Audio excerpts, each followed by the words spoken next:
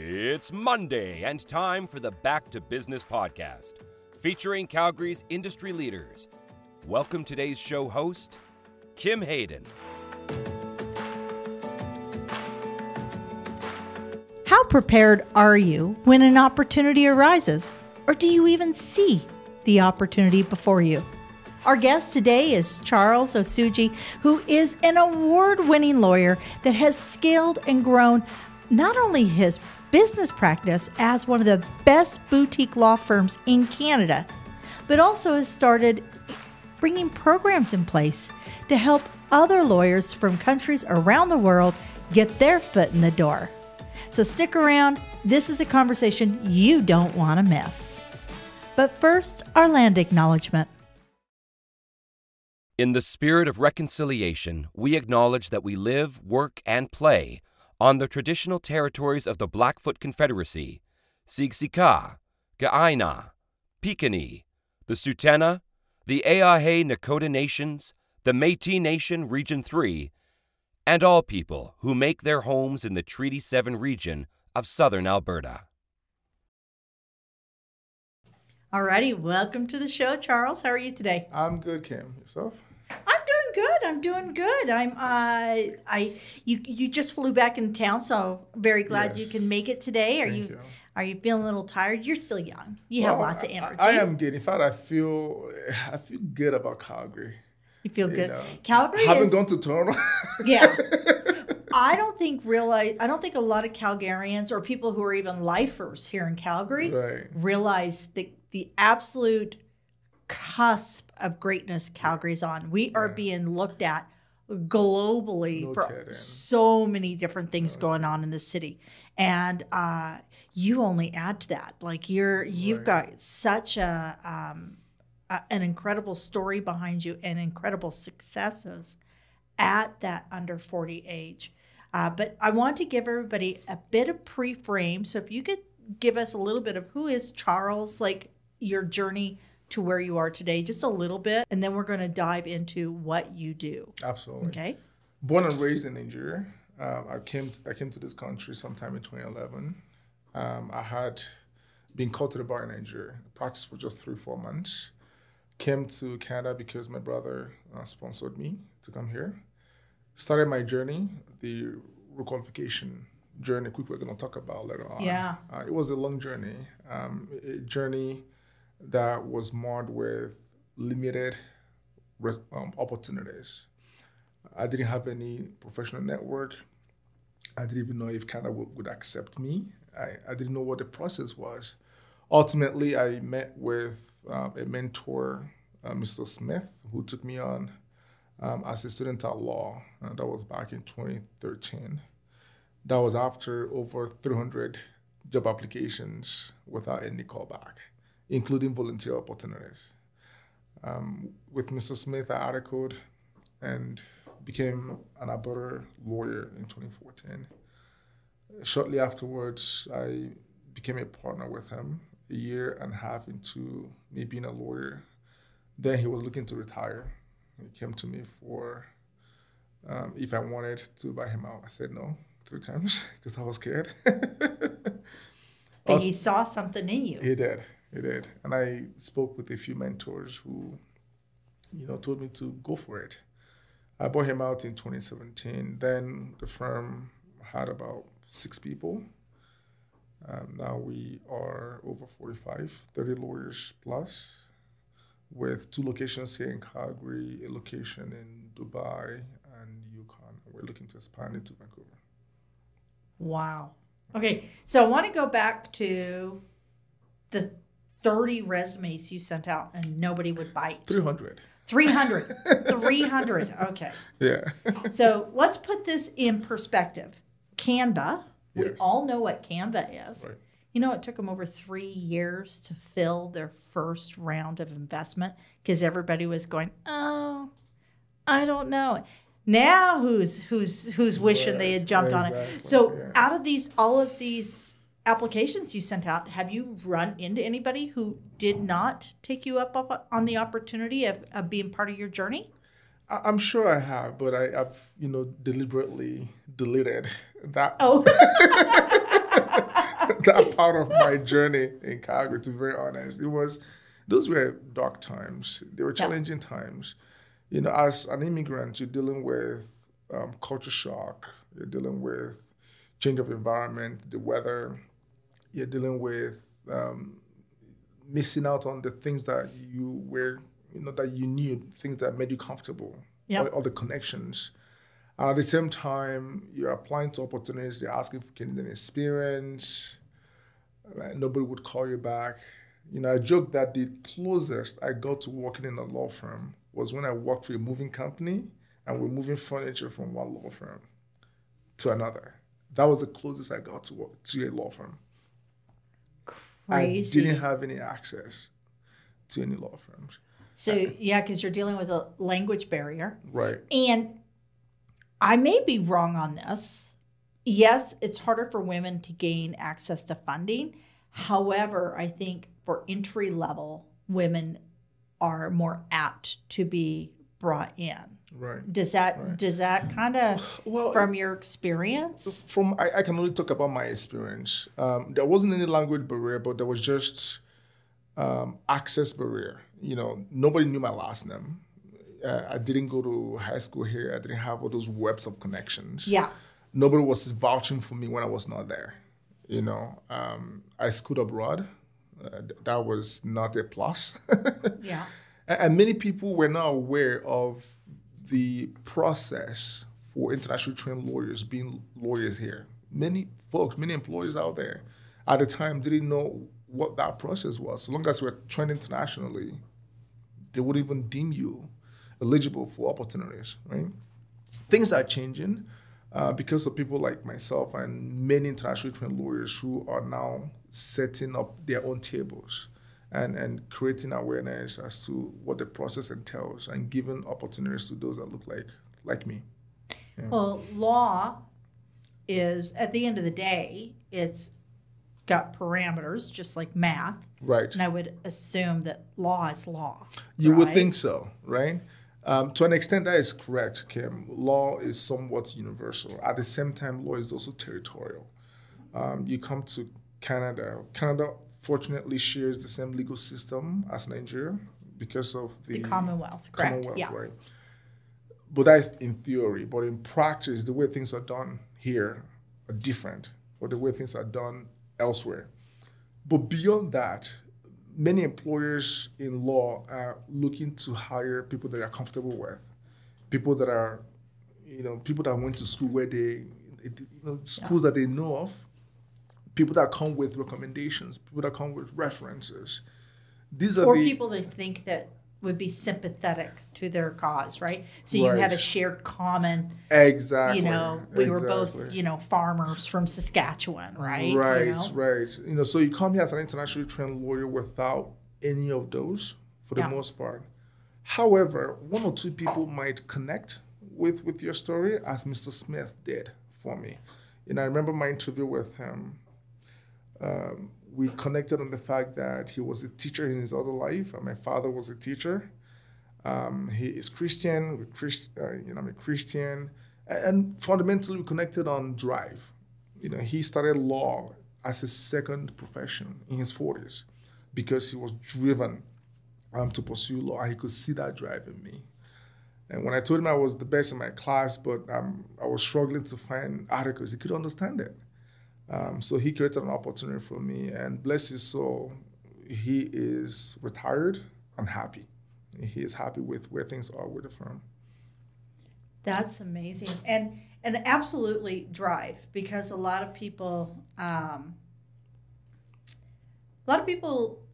I actually had this conversation with a gal that her and her husband came from the islands, and he is a aeronautical engineer. He fixed airplanes, and he got picked up for a job here in Canada, and it was 3 times the salary. She goes, but it costs 4 times as much to live here.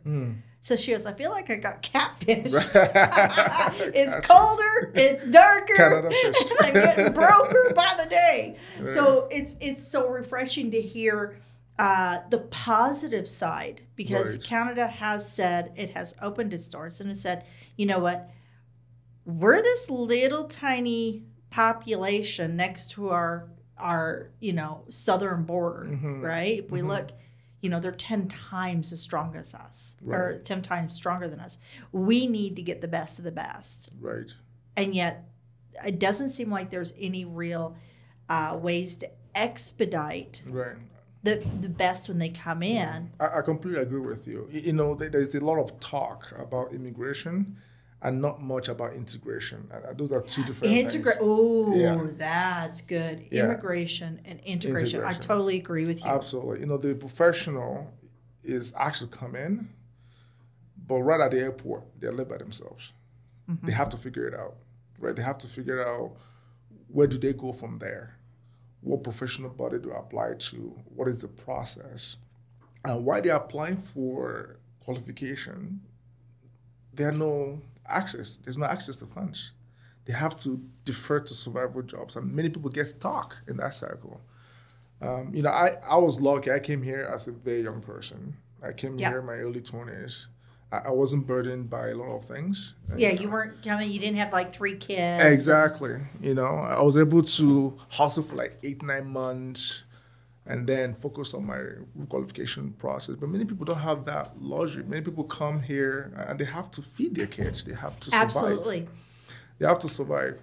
This is why I've started a program in my firm called Foot in the Door Initiative, which is a reflection of my personal journey. I came to this country without anyone really walking me with my hands and telling me, this is what you do, this is where you go. I want the story of those coming after me to be easier, to be better. What that program does is to give internationally trained lawyers an opportunity to volunteer with a firm and understand the Canadian context, how law works, how law practice works. Yeah. They spend 3 to 6 months in the program. During that program, they attend court, the shadow lawyers, they attend consultations, they do research work, they interface with clients with supervision. After 6 months, they build confidence, they build knowledge and experience. When they go out there to apply for work, they are de-risked. The employer is no longer looking at them as fresh off the boat, but someone who has gone through some kind of experience within Canada. We have been very, very successful with our program. We've helped over 250 lawyers in the past year and a half. Every week we have 2 or 3 lawyers securing jobs with the government, other law firms, and a few other places. Amazing. Right. Yeah. I have my accountant who is not just an accountant, like she is like top level chartered accountant from France. And coming here, it was this whole having to build and it took quite a long time for somebody with such an incredible pedigree to be able to serve the Canadian public. Right. So in getting started, so I love this because we can really talk about, you can get started at 0, but what is it like to build when you're actually at a negative? Right. So I'm originally from Wichita, Kansas. So when I moved to Calgary, I had no schooling, no previous work experience. I knew nobody. I did not have a degree. I was a little bit behind on all those things. So I went into real estate because what do you do, right? I mean, that's a very low bar to get. Accessible. Although, just so you know, in Canada, it's about 10 times as expensive and as longer than it is in the United States. It's totally different. It's borders more on a university degree. So they sat down and they're going, okay, so this is how you're going to build your practice, right? Right. You're going to look at friends and family. Well, chuck that one out. That pie's gone. There's no piece of pie there. Let's go past work experience. Well, let's get rid of that one because there's no piece of pie there. So now I'm down. I'm missing pie, man. Right. And then we're going to go past school. Oh, I got none of that. Right? So literally when we looked at it, the only thing I had left out of like this 6 pie diagram that they teach real estate agents on how to do this is my community, where I was living, how to start networking. Right. And my understanding is this is kind of similar to what a lot of people for the foot in the door process, creating that community. It builds the community for them. Yeah, absolutely correct, Kim. That's what it does. You know, in my firm, we're about 30 lawyers with assistants. That is a great place to start. You connect with the 30 lawyers and then get connected to their network. It just radically increases from there and exponentially expands. Not just the network part, but the confidence part, Kim. You have no idea the real impact of imposter syndrome on professionals who leave their comfort zone to come to a new country. For a profession like law that requires a lot of confidence for you to be successful, it does have an impact on your confidence that you are in a new space. You don't have support, you don't have pedigree, you don't have experience. What the program does too is to tell them that yes, you are a lawyer. We see you as a lawyer. Yeah.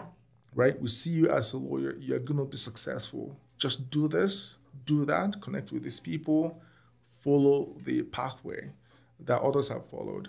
And that is very impactful. I recall how I did a lot of factual work, a lot of, low wage employment for many years when I was going through the certification process. And I remember telling a few of my colleagues at the factory that I was a lawyer, and they were like, "Get out of here, Charles. What are you talking about?" Nobody saw me as a lawyer until I connected with a mentoring organization, CRIAC, Chicago Region Immigrant Employment Council. I connected with the executive director at the time, Bruce Rundle. I do remember that meeting because that was the very first day another lawyer saw me as a lawyer. The first day I felt seen. And that was the day everything changed for me psychologically. I knew that I hadn't made a mistake coming to this country. I was actually on the right path to success. That relationship led to many other relationships, and the rest is history. So having someone boost your confidence, having someone tell you that, look, you belong here, and we're going to help you succeed, is very powerful. But what about those who don't have the initiative you have? Right. I have a feeling that even as a small boy, if we asked your mom, she would say that you were pretty creative. Right. You're pretty ambitious. Right. What about those who don't have that same ability to create? What are some things what is the advice you could give them? That's a good question, Kim. And this is why I do this. This is why any opportunity to tell my story, I take it. I have maybe 6 more to go in the next 2-3 weeks. I share my journey. I tell my story. I motivate as many people who care to listen as possible. When I talk about my journey, you never know who is listening. You never know who is paying attention. There are some people that do not have the drive, not necessarily because they don't want to, maybe because many people have told them no many times. They're tired. Yeah, they're tired. They're exhausted. Yeah. They keep saying bring 150% to the table every day, but it gets tiring doing that. At some point, I was exhausted after over 300 applications without any callback. I remember receiving just one email reply that said, "Charles, we can't take you on for whatever reason." I was so excited that was a response, at least. So we can actually let's pause here. If you are an employer out there and you get a resume, please just be courteous enough to reply. So keep going. Yeah. That's a learning point there. Please reply. It means the world to the person on the other end, because you never know what the person is going through. And I make that a point of duty to reply to all applications. And I tell them and I motivate them. I even invite them out for lunch if having a meeting with them would make it easier for them. So I share my journey because you just never know who is at the cusp of exhaustion, but just looking for someone to, tell them keep pushing. It's just a matter of time and opportunity there might be a silver lining down the road. So that's all I tell the people. Keep pushing. Don't give up.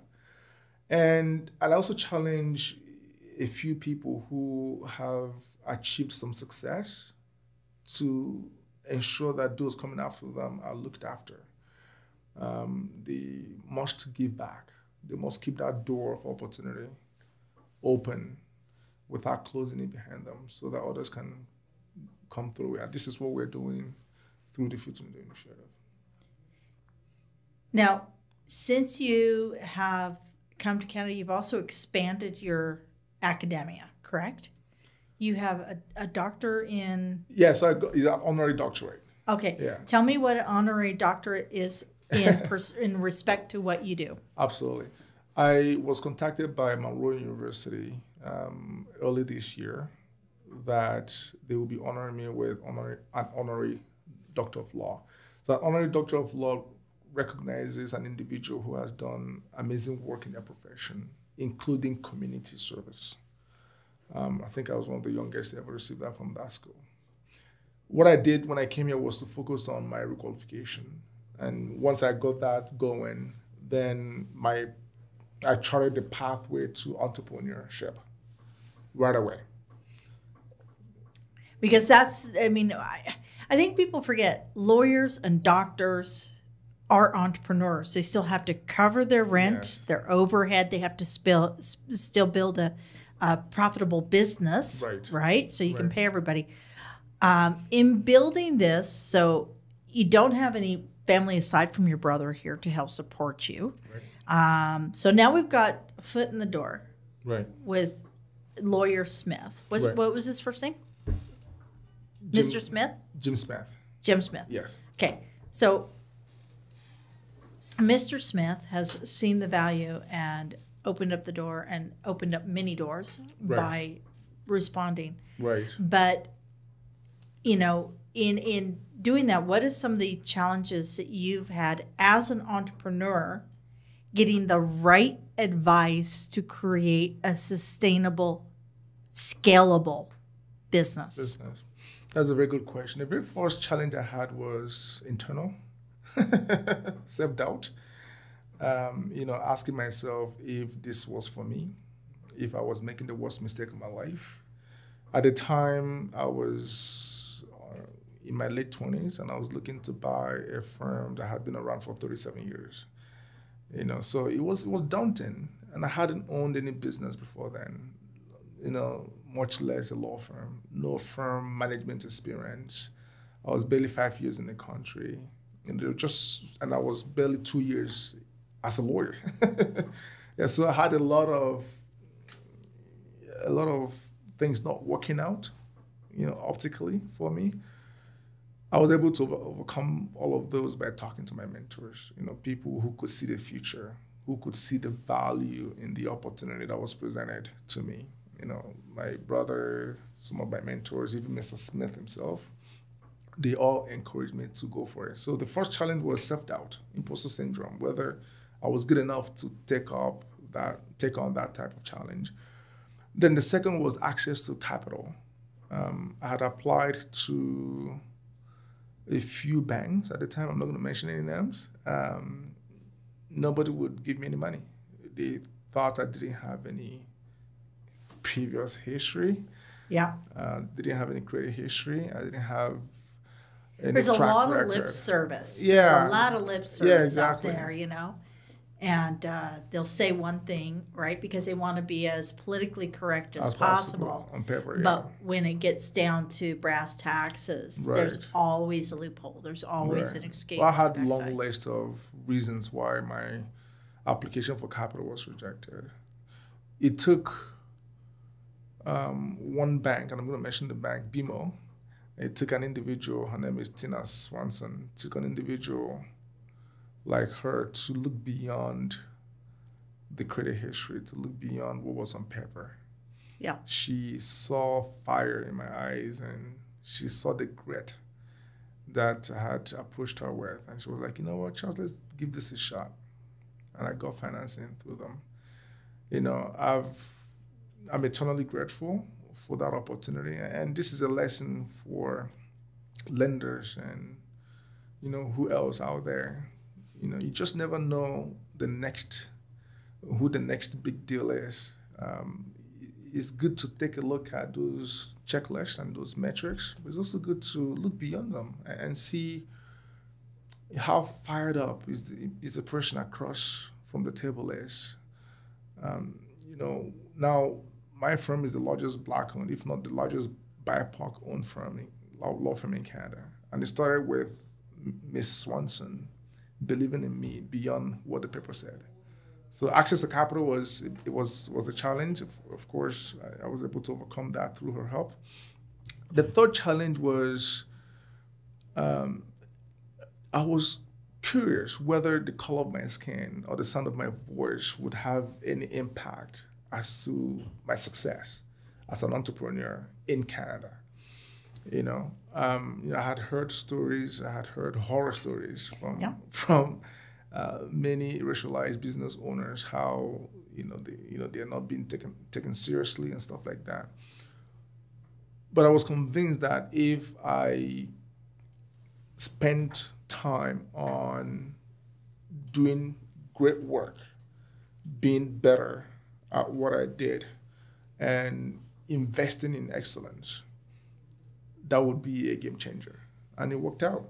So what we did at the very beginning was just get to the basics. When clients come to you, work tirelessly, give them 150% of your time, make them feel like human beings, not numbers. Don't go to that relationship with excuses. Get them from point A to point B as quickly as you can. They will come back and again and again and again. And that has been the story of Osuji and Smith. We've spent a lot of time on building ourselves, focusing on excellence, helping people as passionately as we can. We've won over 100 awards in the last 5 years, and it's been a roller coaster. Including the Queen's Platinum. Yes. The Queen's Congratulations. Platinum. That's very cool. Thank you. Very cool. Thank you. Yeah, so in as much as, unfortunately, racism still plays a part in the business space. Because we still have that generation, so the kind of the boomer and the Gen Xers, so kind of that 55 plus, who we grew up with Matlock. Right? Right. And so, but I believe that resistance is getting less and less and less as that demographic is dying off. Yeah, absolutely. Not just dying off, but becoming better aware. Right. They're building more awareness. Open. Yes, and that's one thing that Canada, in being from the States, there's a huge, vast difference between the way the States sees immigrants and the Canada sees new Canadians. Right. And it literally is even in the way they're addressed. And I think Canada over the last, I would say probably over the last 5-6 years, I've seen a really significant shift in the way Canada's starting to approach this. But we still have a long ways to go. Yeah, but that shift is inevitable, Kim.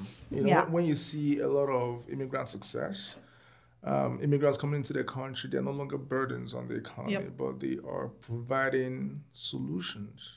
Yeah. And they are employing folks. They are adding value to the economy. That shift becomes inevitable. People just need to be more intentional about being tolerant and being open to that shift. Yeah. I think I don't even like the word tolerant. It's just being open. Being open, exactly. It's human beings. I mean, just because one person got the birth lottery, and that's what it is. Right. We all start out in the same way, and it's just literally by luck of draw. Right. Where you were born. Right. Yeah, chance of birth. Yeah. Exactly. So, and that's what I have found fascinating. If you could go in and change, let's say you went in and you were able to speak, Senate or go to Ottawa and say, I think this one tweak, we put this one change in for professionals immigrating to Canada.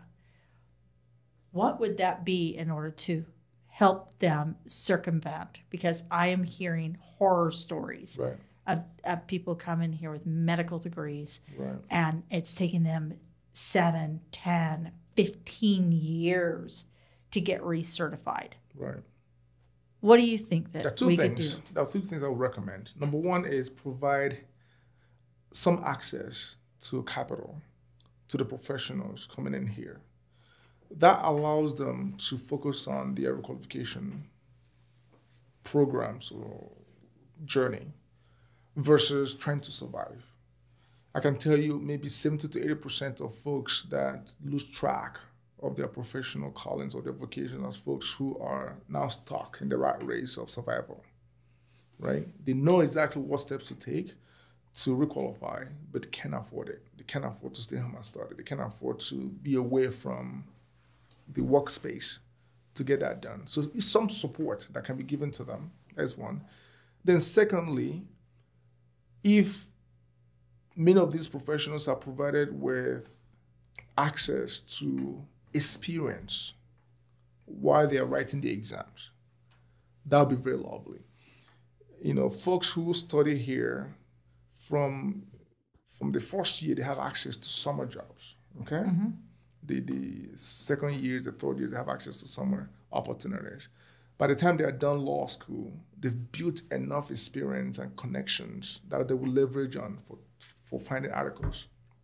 Find articles, which is internship for lawyers, then they get called to the bar. Many international trained professionals don't have the luxury of entry-level experience in their professions, either because they don't have the connections, they don't know who to talk to, the doors are not being opened to them. And this is what foot in the door is doing in my firm. Imagine having foot in the door in architecture, foot in the door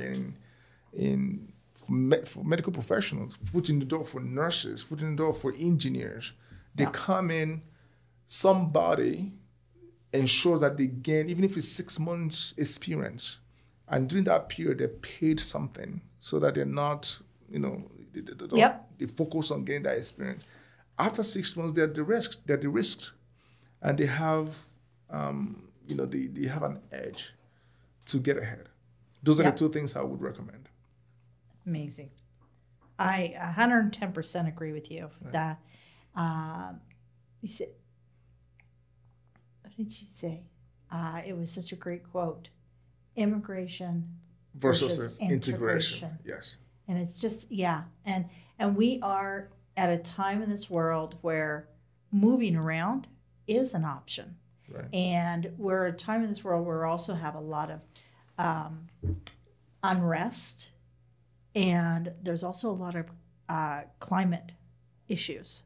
So if Canada's going to open its doors and say, we are here, we can build a great nation together, right, then we need to definitely work on a few things to build that great nation. Absolutely. In closing the show, if we could break this down, if you were standing in front of a group of 27-year-olds, right? So 26-year-old, 27-year-olds. And there, we've had a lot of people that have come through the pandemic, and they've had 3 years of disassociation from anybody around them. They're having struggles, but yet they have so much talent. Right. Just like, that spark, there's something there. Right.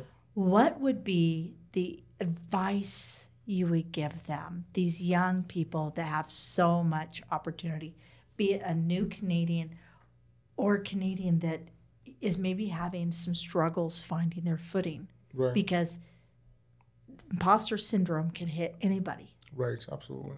What would be your advice to those young professionals? Three pieces of advice. Number one is preparation. At the time the opportunity to buy my firm came to me, if I wasn't prepared, I wouldn't have recognized it as an opportunity. B, even if I had recognized as an opportunity, I wouldn't have made anything out of it, right?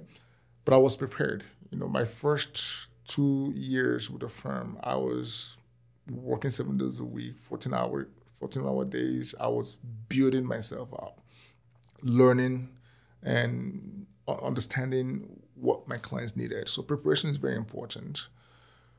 Number 2, mentorship. People have to be very intentional about mentorship. Mentorship requires the folks listening to get out there and talk to people that you admire and ask them if they could mentor you, and be intentional about the relationship. How many times in a week do you want to meet? What do you expect from each meeting? Number 3, networking. Visibility is very important. Like we were talking before the show started, I just got back from Toronto because we got an award there. I could have asked anybody to pick up the award on our behalf, but it was important to be there. It was important to be present, to show up, and network with fellow industry leaders. Networking is critical, especially for folks who are looking to build a base in Calgary. You cannot do that simply because you are the best student in your class. That's not enough. In real life, you need to get out there and connect to as many people as possible. And while you're connecting, be genuine. Don't make it look transactional. I've seen folks who would connect with 1 or 2 industry leaders, and the entirety of the conversation was about how they need help and how it makes the person. It's like those B&I groups. Nothing against B&I groups, but it's like this one where you have to come to the table and you have to. Here's my card, and you got business for me. Exactly. That doesn't open you up for conversation. Right. Get to know the person across from the table. Get to understand their journey. Get to understand how they made some of the decisions that got them to where they are. If anything comes out of it, then that's a plus. But most importantly, try to connect with that individual. So preparation, mentorship, and connection. Amazing. Okay, real quick. What does your brother do, out of curiosity? He's a professor at Arroyo. He's a professor. Yeah. Oh, we have you know what? Listen up, folks. So many opportunities. Canada, Calgary. Calgary is an amazing city. It is literally being recognized globally as a place to be. I love it here. So definitely we have to ensure that we create accessibility and pathways for greatness to become. Absolutely. Because greatness favors everybody. Absolutely. Yeah. You're a rock star. Thank you for coming. Thank you, Kim. Thank you. Thank you for joining us today on the Back to Business podcast. Be sure to visit calpeteclub.com, calpeteclub.com, to find out more about upcoming events, networking opportunities, and membership. If you are not already a valued member at the CPC, where we are proudly connecting and supporting Calgary's business leaders.